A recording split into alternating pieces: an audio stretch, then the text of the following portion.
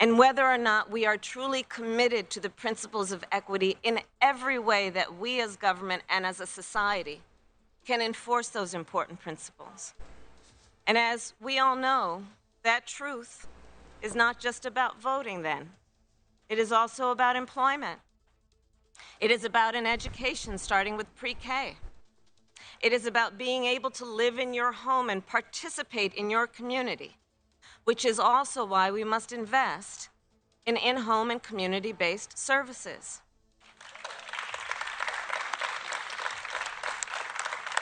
So folks, here's the bottom line. The President and I will continue to fight with you to make America more accessible for all people. This work is urgent, and the reason we do it is obviously important, because every person in our country deserves the opportunity to dream with ambition, to have choices, to shape their own future unencumbered by any barrier, free from any obstacle. Because this, as we know, is the very definition of self-determination. And this is the United States of America. So thank you all for your courage and for your commitment. And now, it is my great honor to introduce a person, a leader, who exemplifies all of that. Tyree Brown is an artist who lives in Maryland, and she is focused on building a future of her own design. I am grateful to her for her extraordinary leadership and that she is here with us today. Please welcome Tyree Brown.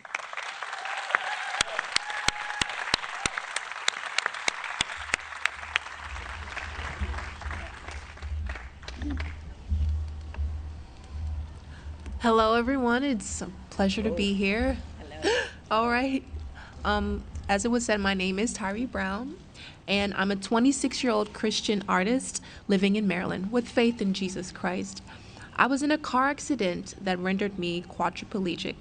Art and faith has always been a prominent part of my life, but everything changed after my injury. I could no longer walk or use my dominant right hand. I was sent to a rehabilitation center, National Rehab Hospital, then to a nursing home, back to rehab, only to go back to the nursing home where I stayed another 10 months. I was away from my home for over a year. While in the nursing home, a program called Money Follows the Person intervened, which the president supports, investing more funding in. The home and community-based waiver program that helps those who choose to be home in their communities by supplying durable medical equipment, home modifications, and home health care services, a program that is made possible by the ADA. This program made it possible for my mother, Tyree Cox, hi Mom, to be my full-time aide where I receive the best care full of love and grace.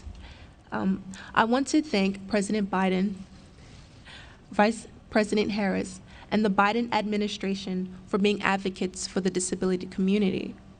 With American Jobs Plan, there's a $400 billion investment in caregiving economy, okay?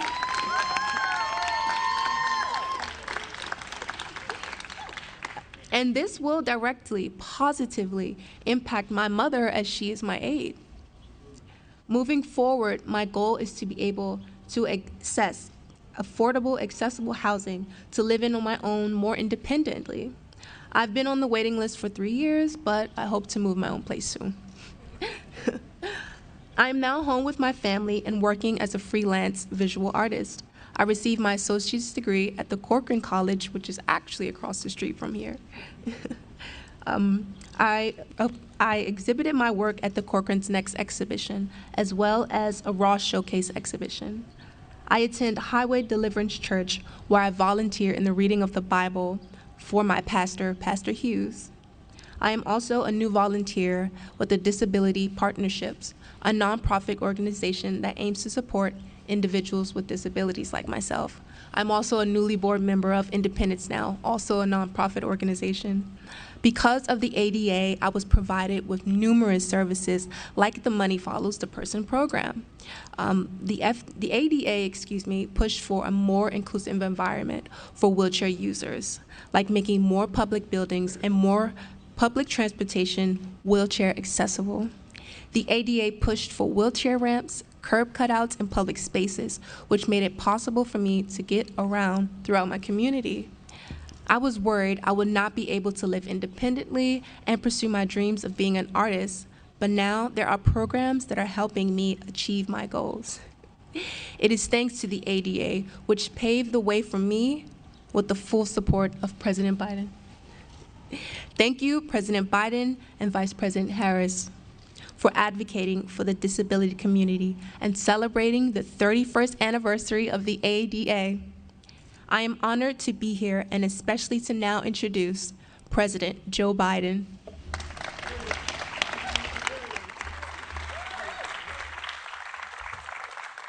Madam Vice President, Tyree, you're an inspiration. Thank you for sharing your story. 31 years ago today, on the South Lawn of the White House, President George H.W. Bush signed the Americans with Disabilities Act. He was surrounded by disability advocates and bipartisan members of the United States Congress, just as we are today. Speaker Pelosi, welcome, by the way, Madam Speaker. Chairman Leahy, Leader McCarthy, Senator Casey, Congressman Scott, Congressman, where is he? There you are, Paul. You understand this better than anybody does. I want to thank you, Congressman, for all your work. And I want to thank you all for being here. Second, by the way, where's Mom? Mom, is she here? Oh, she's watching. Okay, I thought you looked and said, Mom is out there. I was going to ask her to stand up. But, Mom, you can't stand up if you're home. But, folks, thank you for what you've done. The second gentleman is here as well. Thank him for being with us as well. And some of the same folks who fought so hard for this landmark legislation are with us today. I just got off the phone with one of them, a guy named Tom Harkin.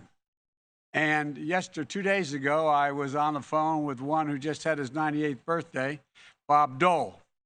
But no one worked harder than Tony Coelho to get this done. House Majority Leader Steny Hoyer. Others weren't able to join us today, but were instrumental in bringing this to life. Dear friends, as I said, like Tom Harkin and Bob Dole. And I also spoke, as I said, Bob is wanted to pass on his regards, as did Tom. Tom's up in Wisconsin, working on, he said, on ADA, doing something up there, and I didn't explain exactly what. There's still more with us that are here in spirit, like Ted Kennedy, Major Owen, the Congressman Major Owen, countless other advocates. I was enormously proud to be a co-sponsor of the ADA, as Pat Leahy was as well, if I'm not mistaken, as a member of the United States Senate. And I'm proud to be here today as president alongside so many fearless champions who represent the ongoing legacy of this law from the foundations to its future. 31 years ago, after its passage, many Americans have never lived in a world without the ADA. Generations have grown up not knowing a time before it existed. But many of us can still recall in America where a person with disability was denied service in restaurants and grocery stores, and could be. Where a person using a wheelchair couldn't ride in a train or take a bus to work or to school. Where an employer could refuse to hire you because of a disability. An America that wasn't built for all Americans. Then we passed the ADA and made a commitment to build a nation for all of us. All of us. And we moved America closer to fulfilling that promise of liberty and justice, and maybe most importantly, dignity and equality for all. You know, perhaps most importantly, we did it together. This was a Democratic bill signed by a Republican president, a product of passion and compassion, not partisanship. Progress that wasn't political, but personal to millions of families. I'll never forget the moment the ADA passed. And you may remember, Pat, standing on the floor of the United States Senate, and Tom Harkins sought recognition, he rose. And the first time in the history that I'm aware of, the United States Senate, he stood up and he signed in a speech to his brother. Tom wasn't just sending a message to millions of deaf and hard of hearing folks. He was speaking to his brother, Frank. It was personal to him. It was personal to Bob Dole as well, who lost the use of his right arm in a heroic effort during World War II, who laid out in a hospital for almost 3 years. His injury is listed, and they've also lasted an entire lifetime. Well, like so many Americans, he turned his disability, his apparent limitation, into greater purpose and will.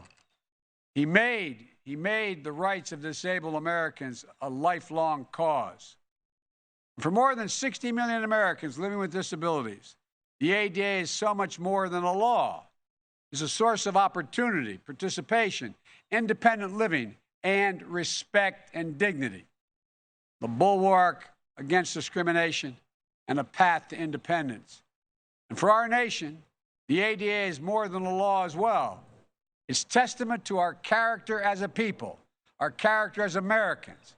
It's a triumph of American values. But of course, this law didn't bring an end to the work we need to do. Today, too many Americans still face barriers to freedom and equality.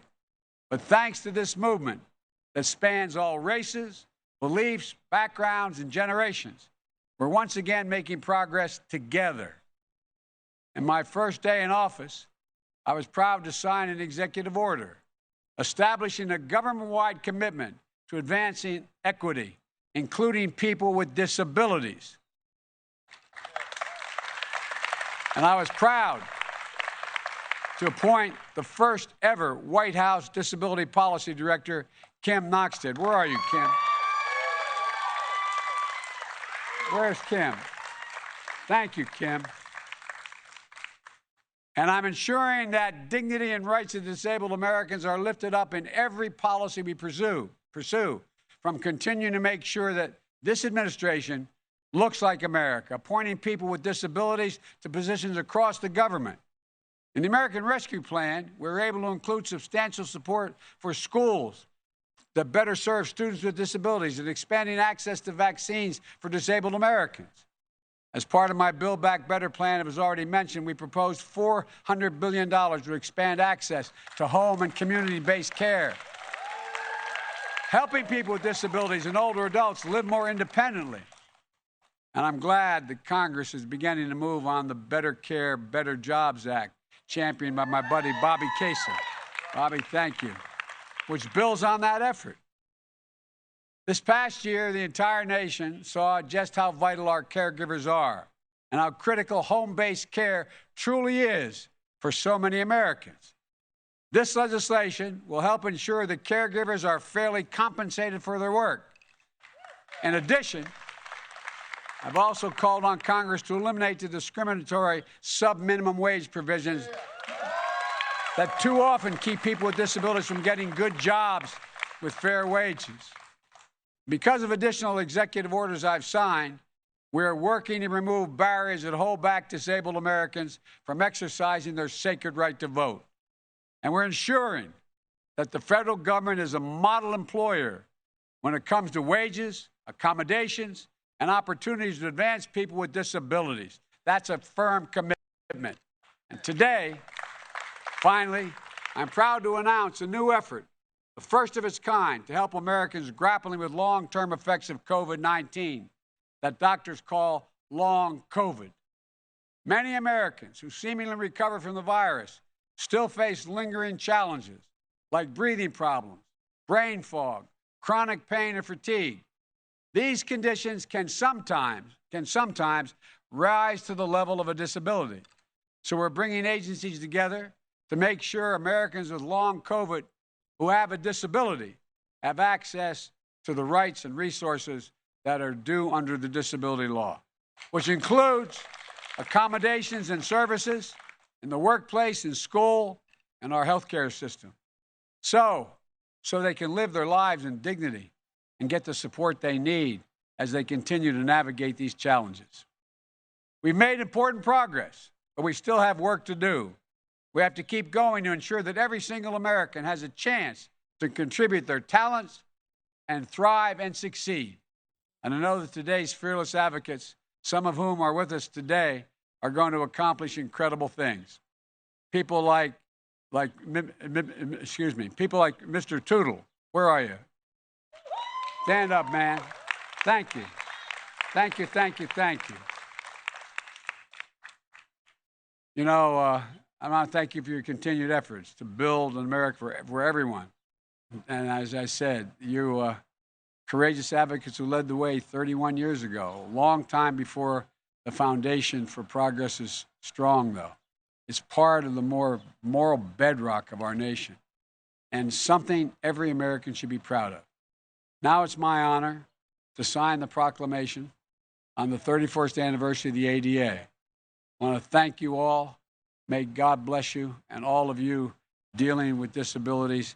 You are an inspiration to all of us. I really mean it. You're an absolute inspiration.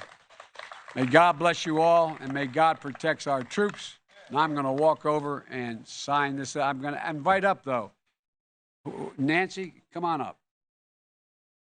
Stenny, I think we ought to get you up here. You're a big part of it, Tony Quello. Am I leaving anybody out? Pat, you were there at the time. We'll get your rear end up here and put you.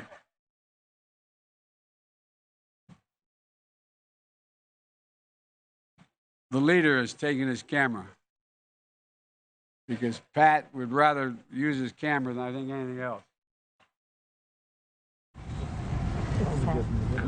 Yeah, come on. Tony, you get right in the back here. You were a big, gigantic part of this.